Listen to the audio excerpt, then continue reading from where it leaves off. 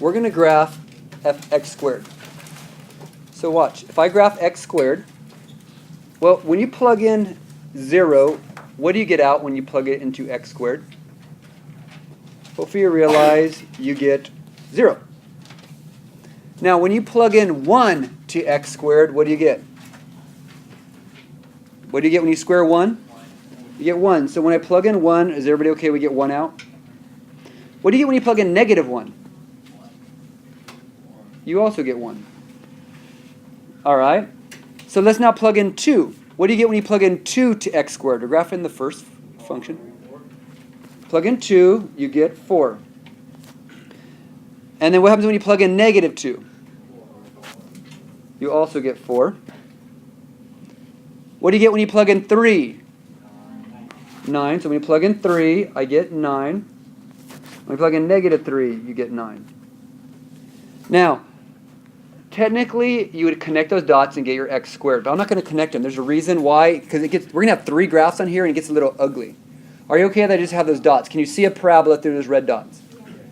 And that is your x squared graph. Just your simple x squared. Next thing we're going to do is we're going to graph this one, f of x minus 9.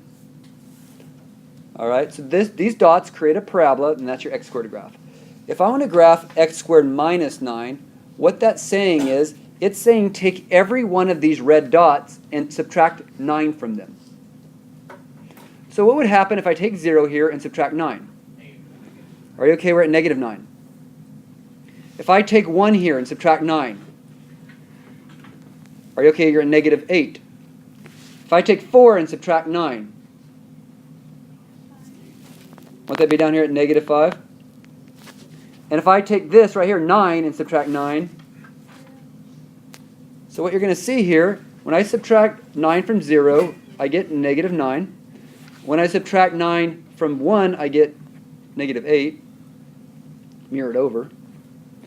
When I subtract 9 from 4, we said it was negative 5, mirrored over. And we subtract 9 from 9, you get 0. Now, do you see right there, I had the same graph. All I did is take every value and subtracted 9 from it. Exactly what this told me to do. Now let's connect these dots and make our parabola.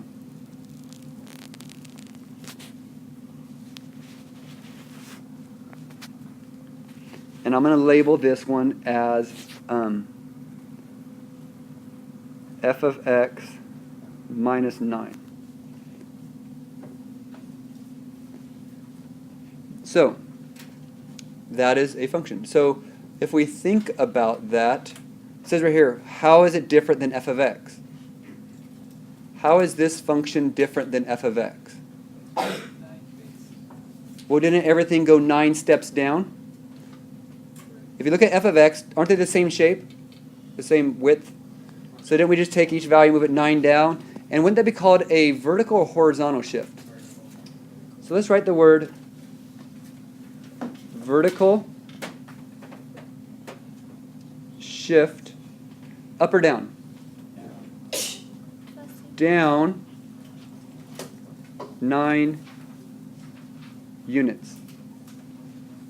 So we did a vertical shift down 9 units. So if we have this format, it's telling you to take and subtract 9 from every point, creating a downward shift of your graph, 9 units. This next one is we are going to subtract 7, but it's in parentheses. So what we're plugging into the function is going to be moved 7. Now, this is a little confusing, but do you remember HK when you graphed absolute values? Wasn't the piece inside a horizontal shift? Now, wasn't also the opposite? So this negative 7 is going to be a horizontal shift 7 units, but in the opposite. So if that's a negative 7, it's going to go in the positive 7 direction. So what's going to happen is I'm going to take each of these points and move them 7 over. Take this point, move it 7 over. Take this point, move it 7 over. Take this point, move it 7 over. We're just moving every point 7 in the positive direction, the opposite of that sign. So my 0 is going to be over here at 7. my 1 over here is going to move over 7 spots.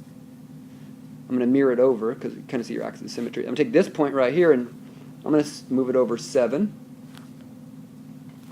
And and then I'm going to take this point and move it over 7. And that point. We're moving all points over 7.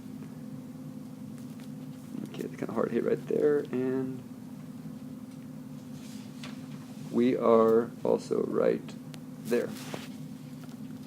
So, there we go. And this would be f of x minus 7.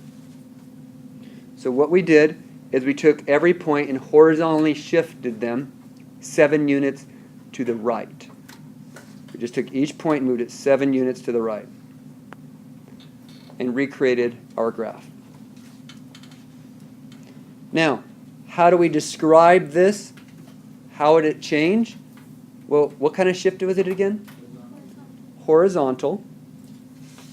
So it is a horizontal shift. How many units? 7 units. What direction? Right or left? Right.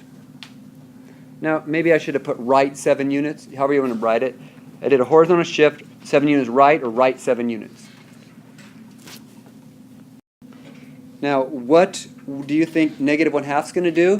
What we're going to do is we're going to take every value of f of x and multiply it by 1/2 negative. Isn't that what it's saying? Take every value and multiply it by 1/2 negative. So, if I'm going to take each piece, each point, and multiply it by negative 1/2, what do you get when you multiply 0 by negative 1/2? 0. What do you get when you take 1 and multiply by negative 1/2? Is that negative 1/2? So watch this.